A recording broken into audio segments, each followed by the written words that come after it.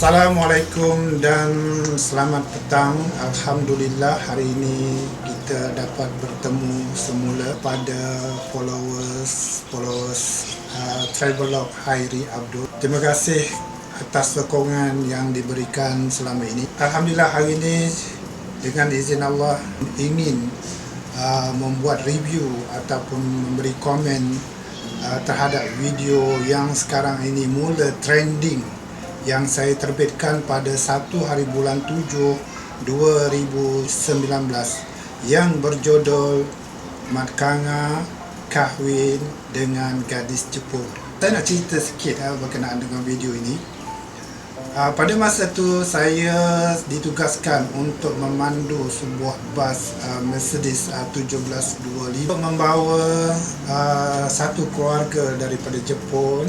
Pengantin saya itu Cik Muhammad Faizat dan isterinya Ana Farhana, yang mana perkahwinan mereka telah diwar-warkan di dalam surat khabar, yang mana Muhammad Faizat berasal daripada Perlis dan Ana Farhana berasal daripada Nara, Osaka, Jepun. Video ni amat menarik pada saya sebab ceritanya terlalu istimewa, sebab jarang kita jumpa, dan apatah lagi saya seorang pemandu bas jarang jumpa momen yang seperti ini. So saya rasa kalau saya tak buat sesuatu untuk saya pertontonkan semula kepada rakyat Malaysia, saya rasa satu kerugian. So cerita ni cerita baik, bagus dan boleh diketengahkan. Okey, berbalik pada cerita, pada 1 hari bulan 7 2019 saya memandu bas di Bukit Bintang untuk mengambil keluarga daripada Jepun, iaitu keluarga mertua Muhammad Faizat, untuk melawat sekitar bandaraya, dan saya juga diarahkan untuk mengantar beliau dan keluarga ke airport, yang mana keluarga beliau akan berlepas pulang ke Jepun. Selepas majlis perkahwinan Muhammad Faizat dan Ana Farhana. Assalamualaikum Muhammad Faizat dan Ana Farhana. Sebenarnya video ni adalah video yang kedua, salinan daripada video yang pertama. Video yang pertama viewer sudah dapat lebih kurang 11,000, tapi saya terpaksa private kan sebab ada masalah teknikal tentang editing.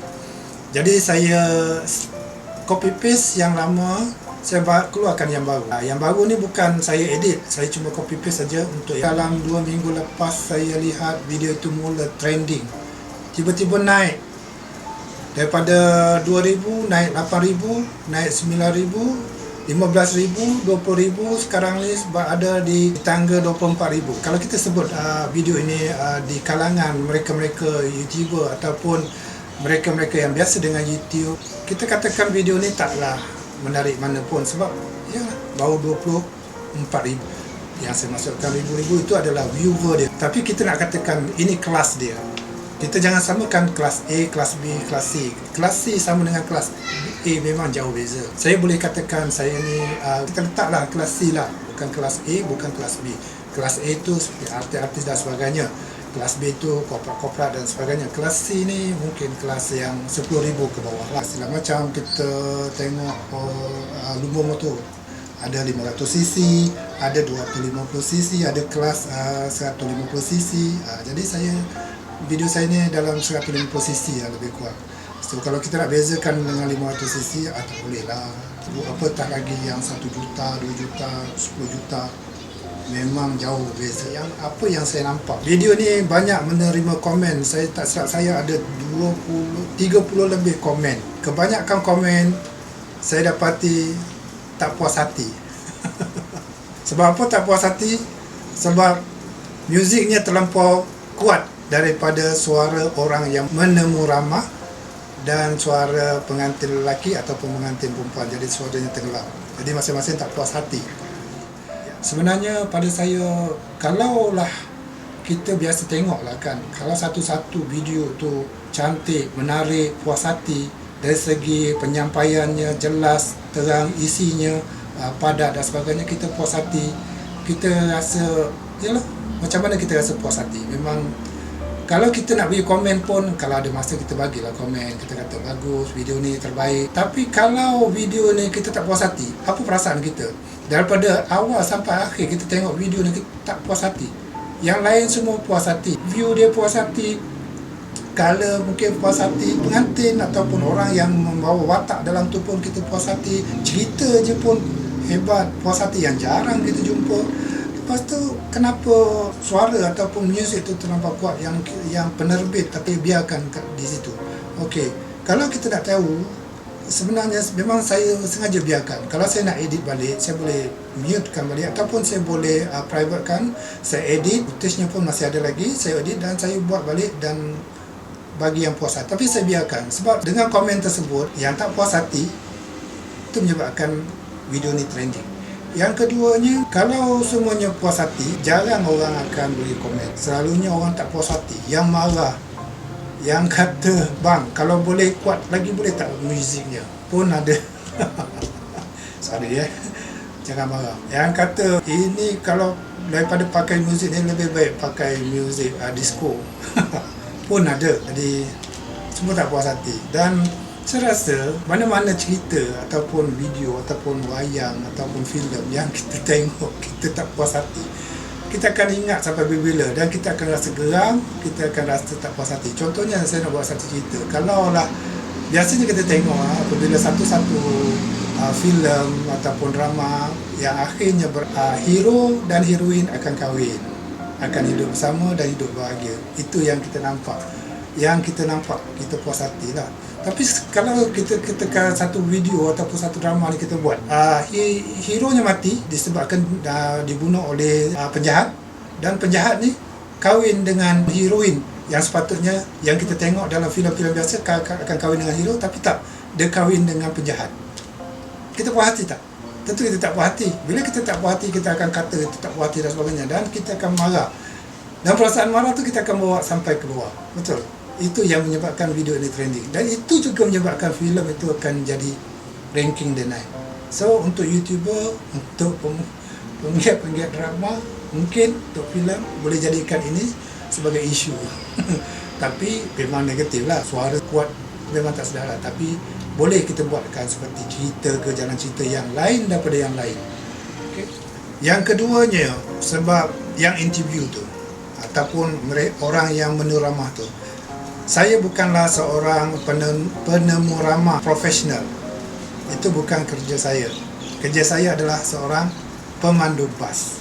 Yang mana pemandu bas ni dia tahu bawa bas dia. Sebelum bawa bas, dia cek minyak enjin, minyak brake dan cek condition bas, kebersihan bas, pastikan bersih apa semua dan bas bersedia untuk dipandu, selamat untuk dipandu, dan memastikan penumpang naik dengan selamat dan bergerak mengikut kelajuan yang dibenarkan, berhenti di tempat-tempat yang dibenarkan mengikut peraturan jalan raya. Itu yang saya tahu berkenaan dengan pemandu bas.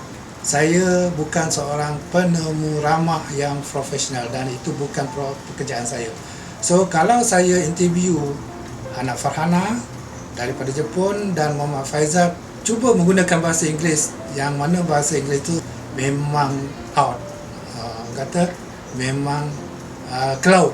Tapi saya cuba juga seboleh mungkin.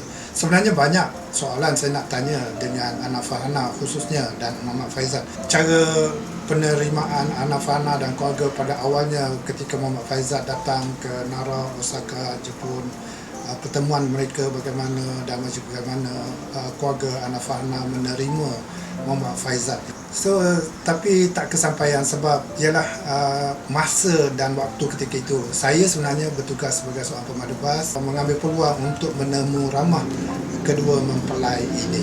So, masa agak terhad. Saya juga kena pastikan penumpang-penumpang saya selamat turun. Bila berhenti di R&R, pastikan yang mana nak pergi ke tandas, nak mengambil barang di luggage dan sebagainya, saya kena buka dan pastikan benda itu selamat. Begitu juga apabila sampai di airport. So, masa itu agak terhad. So, saya cuma menggunakan masa yang terhad tu untuk mengambil gambar dan saya persembahkan untuk rakyat Malaysia. Walaupun saya mengucapkan ribuan terima kasih lah kepada semua follower-follower saya yang sekarang ini terus melihat atau cuba menonton video ini.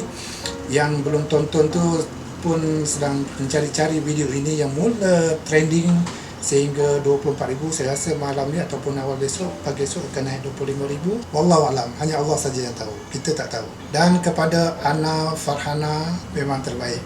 Saya kagum dengan awak dan keluarga awak, dan saya ucapkan terima kasih kerana memberi izin untuk saya membuat liputan pada masa itu, dan juga liputan yang ini juga insyaAllah. Dan begitu juga kepada Muhammad Faizal, you are the best man. Awak memang terbaik.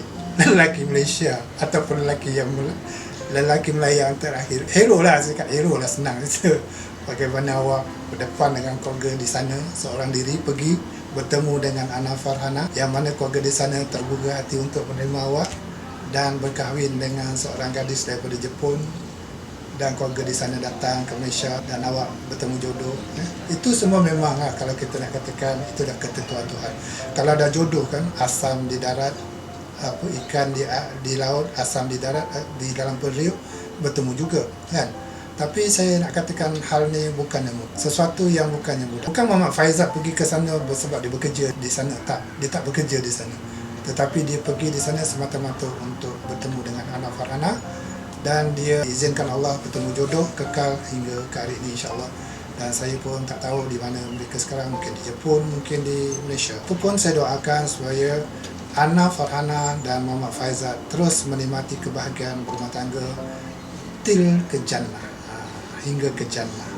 Okey, seperti yang Ana Farhana sebut, hingga ke jannah, bahagianya bila berkati oleh Allah. Dan kita sama-sama doakan, saya juga berdoa khasnya kepada rakyat Malaysia dan umumnya kepada dunia, supaya COVID-19 ini diangkat oleh Allah dan dihilangkan daripada muka bumi ini, yang mana membolehkan kita bekerja semula, pergi ke pejabat semula, yang bertani semula, yang berekonomi semula, dan yang ke sekolah, ke universiti semula, ke sekolah semula, dan kegiatan ekonomi kita terus membangun.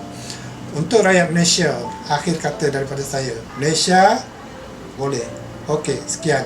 Assalamualaikum dan salam sejahtera. Selamat petang.